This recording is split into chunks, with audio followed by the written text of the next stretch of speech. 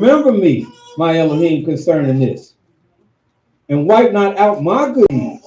That was a good deed when he went in there and cleaned up things. Huh? That I have done for the house of my Elohim and for the offices thereof. But not only that, my Elohim, in those days I saw in Judah some treading the wine presses on the Sabbath day. I saw people working on the Sabbath day, making wine, huh, to sell. This is what I saw when I got back to Judah and Jerusalem. I saw them treading the wine presses on the Sabbath and bringing in sheaves and laden asses, throw stuff, heap stuff up on the asses. They were making their beast burden bearers on the Sabbath day. Huh? Also, wine and grapes and figs and all manner of burdens. Them the burdens, which they brought into Jerusalem on the Sabbath day. And I testified against them the day wherein they sold victuals. So they were buying and selling. On the Sabbath day. Israelites. In Jerusalem. Israelites. Huh? So if Israelites did this, and when men of Tyre saw Israelites doing this, of course the men of Tyre, they said, what? Oh, they have no regard for the Sabbath day. So let us go in and buy and sell.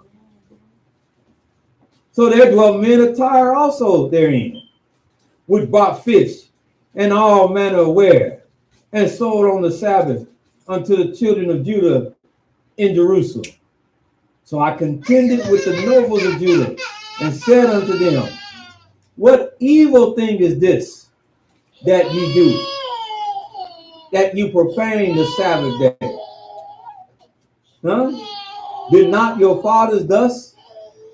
Did not our Elohim bring all this evil upon us and upon this city? Yet by you violating and continue to violate it, you're bringing more wrath upon Israel by profaning the Sabbath. So it came to pass that when the gates of Jerusalem began to be dark before the Sabbath, that night, that evening of the 6th day, not that ushered in the Sabbath, but I'm like my Elohim. I'm a preparatory person. The Sabbath is coming.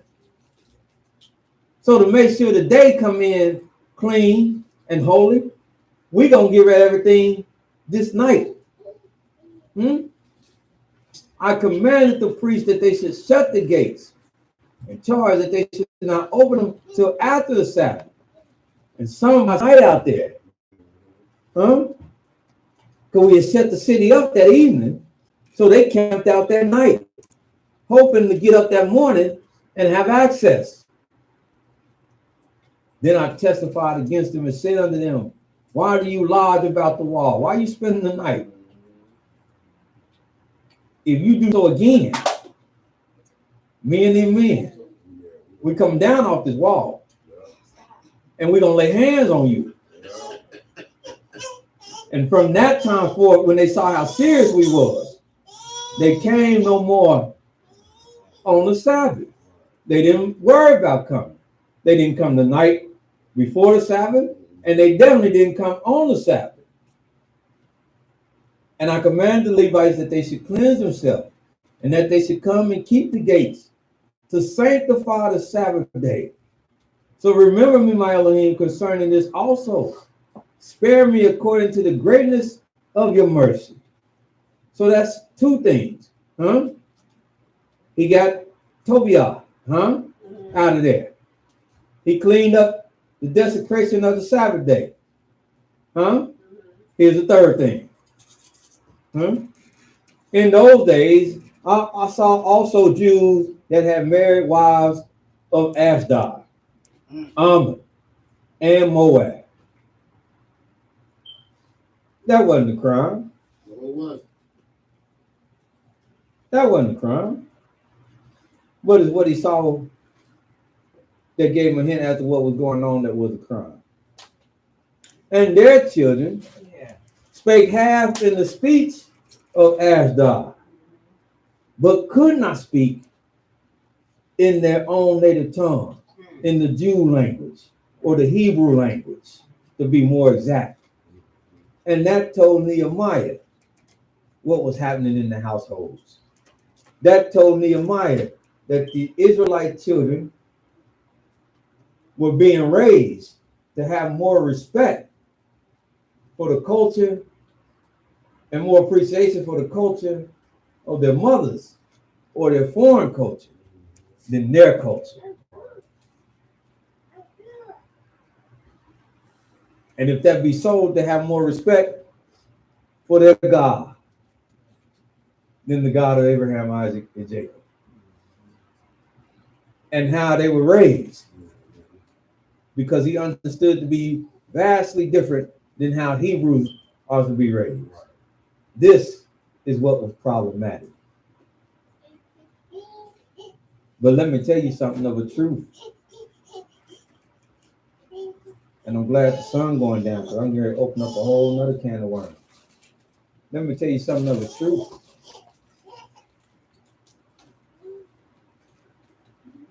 If you with a Hebrew Israelite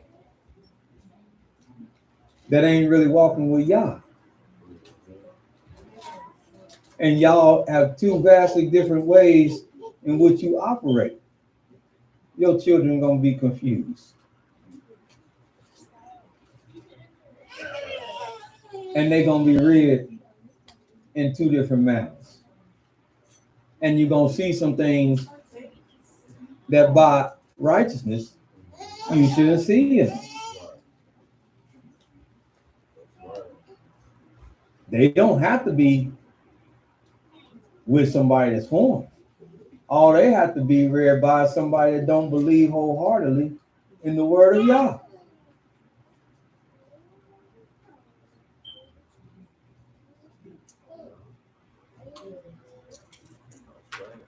That even say they're Israel. But they say, I don't believe in all the law. Well, the child now, if you want, my daddy believe in all the law. My mama said she don't believe in all the law. Or my mama said she believe in all the law. But my daddy said he don't believe in all the law. That's confusion. And that's what he understood. The two that walking together ain't walking together in one direction. And I see it in the children that they're more partial to one. And it dominates as to the other.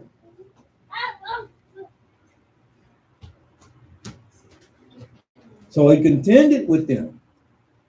And I cursed them. And I smote certain of them, plucked off their hair, and made them to swear by Elohim, saying, Ye shall not give your daughters unto their sons, nor take your daughters unto your sons for yourself. Did not Solomon, king of Israel, sin by these things? Yes. Yet among many nations there was no king like him, who was beloved of his Elohim. And Elohim made him king over all Israel. Nevertheless, even him did outlandish women. And that's women that didn't know the culture of Israel, the way of the Elohim. That's what made them outlandish. And these outlandish, what Nehemiah called outlandish women, they made him to sin. Therefore, Nehemiah said in his reformation, we got to do something about this. You got to put them away. If they're not going to turn 100% to the Almighty, you got to put them away.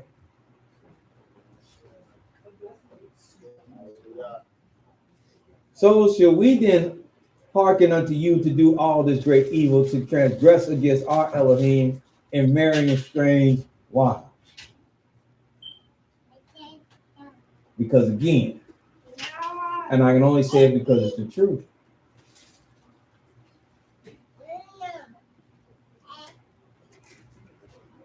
it's where your relationship is with the Almighty.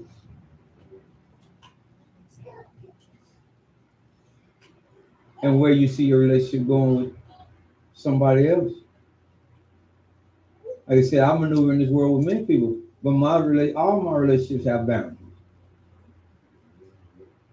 With with my coworkers, I gotta work with them. Huh? Yes, sir. And there's times I might hang with them, but most of the time I'm not hanging with them because I know hanging with them is an uneasy thing to do. Yes, sir. Right now, a lot of them are talking about Halloween. Yep. But we ain't got nothing to talk about.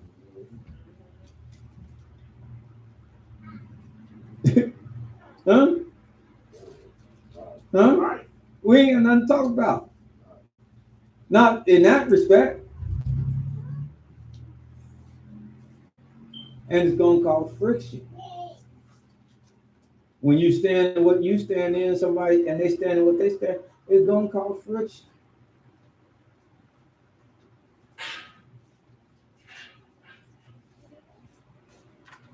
It did many years when I came this way.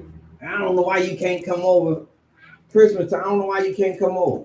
I can't come over because I'm trying to remove myself from that. Right. Hallelujah. Hallelujah. I can't come over because I'm trying to remove myself from that. I'm trying to remove myself from that. I'm standing in this. This is what's supposed to be done. How can you ever convince somebody else what's supposed to be done and you won't stand in it? And said, brother, I hung around. Yeah, man, I'm trying to get my girl to come to the Sabbath day. But you never came. I'm scratching my head. Damn. I told her she should be there. But you ain't there. The first thing she doing is she hit the door, look for you, and you ain't there. How important should it be to me? It ain't very important to you. That's how a lot of people see things. And they have a point.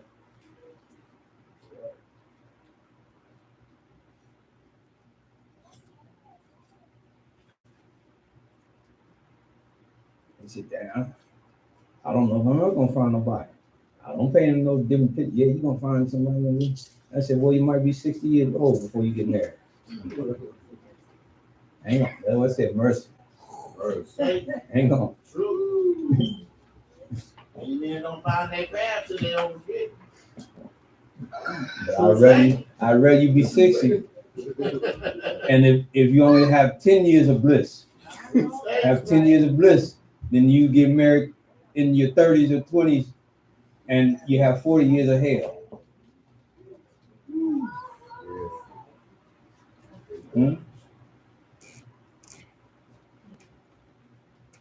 Because there's a lot of things, that's part of being grown. That's part of being mature. Understand all the dynamics. Immature people make immature decisions. And informed people make uninformed decisions.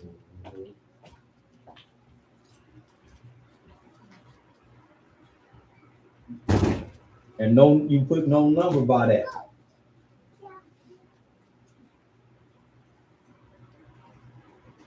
This was here. This was here.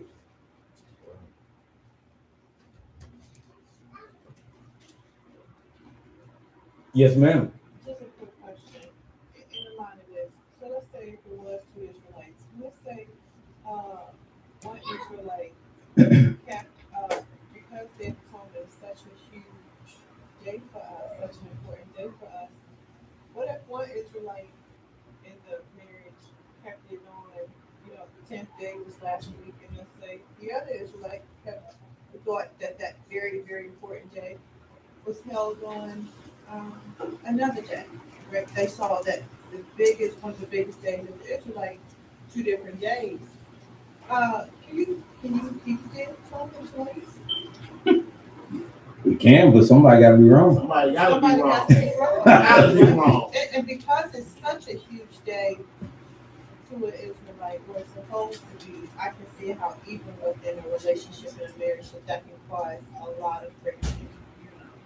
But and see, just like Nehemiah though, that speaks to something that's bigger than just that one day. Yes, sir. I'll say it again. For any real and righteous man, and the day is coming to an end, so we're getting ready to dismiss. We will revisit this, y'all will. And not only man, woman.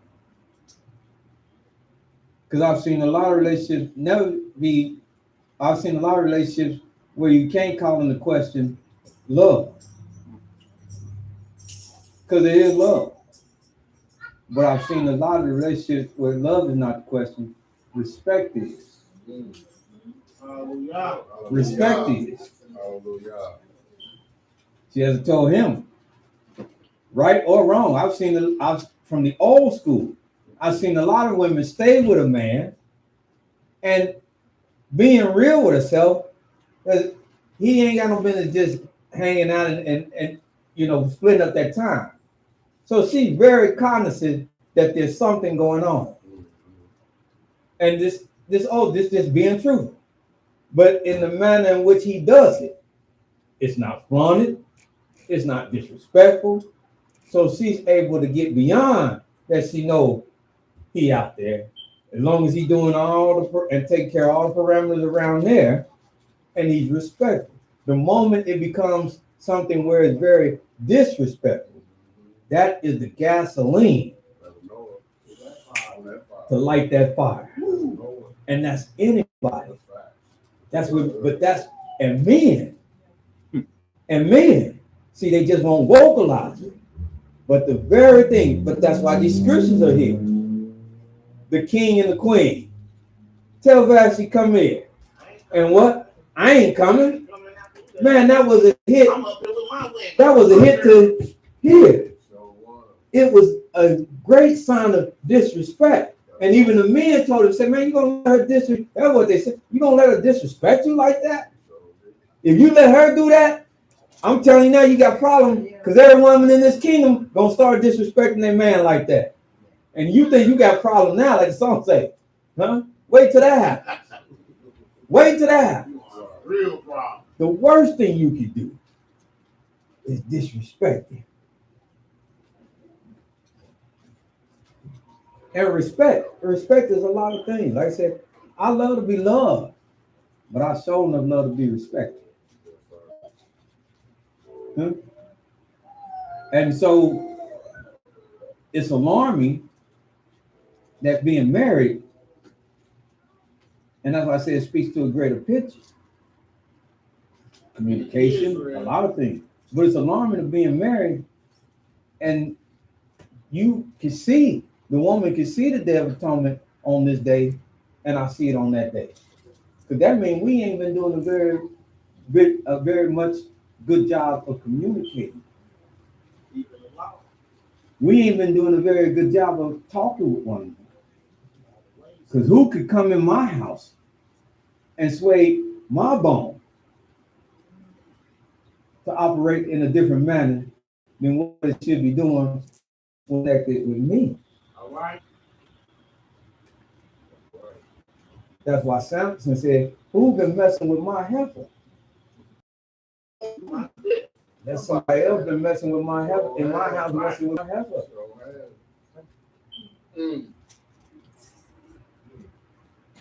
So whose word hold more sway that can get you to see something different than what we in this house build and talk about and live on a continuous basis? To me, that's the sign. That's a bigger problem.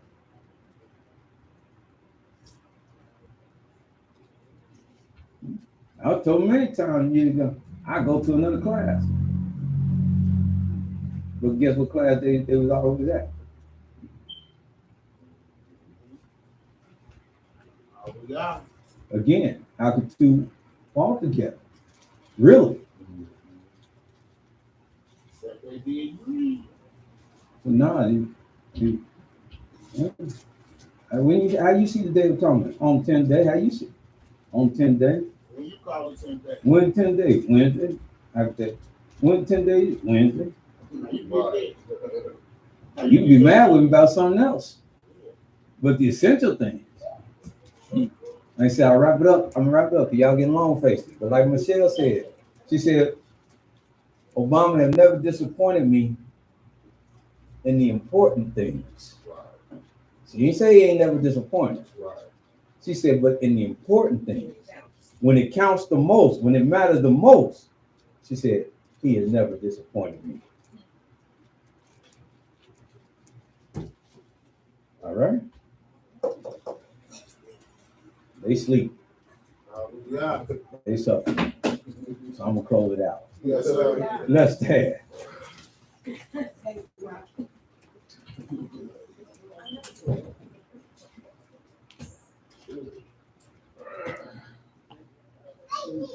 Shema, Yisrael, Yahweh, Eloheinu, Yahweh, Achad, Hear Israel, Yahweh Elohim, Yahweh is one.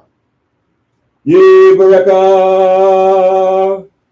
Yahweh Yismareka Yehi, Yahweh, Paneka Watuneka, Yisa Yahweh Paneka, Waisim Neka Shalom. Y'all bless thee and keep thee. Y'all make his face to shine upon thee and be gracious unto thee. Y'all lift up his kindness upon thee and give thee peace. Hallelujah! Hallelujah! Hallelujah! Hallelujah! Hallelujah! Praise the mighty Yahweh. Yah is righteous all the time. Day and night. Hallelujah. Praise the mighty Yahweh. Hallelujah.